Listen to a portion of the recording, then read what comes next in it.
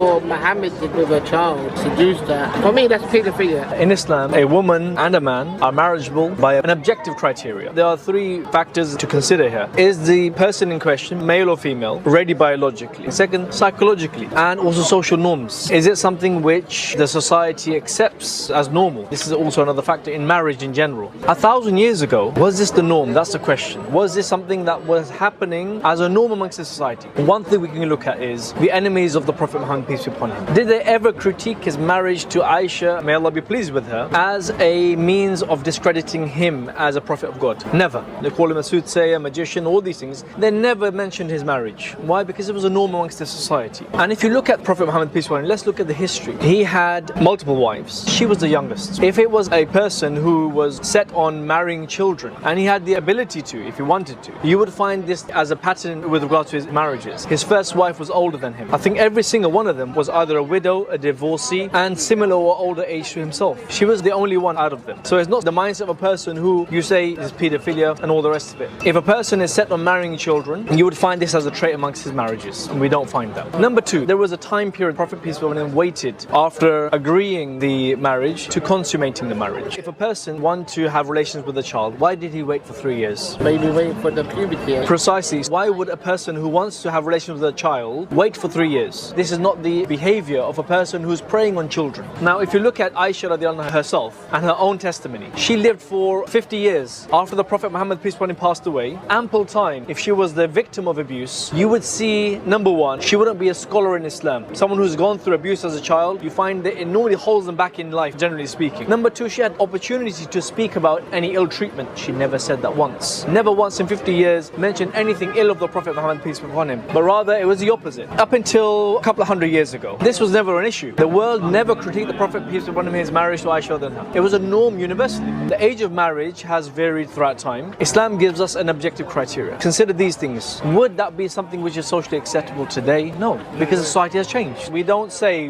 what we deem today to be unacceptable, then we superimpose that on 1,000 years ago and say what they did was wrong at that time. For them, it was right. For them, this was perfectly normal and perfectly acceptable.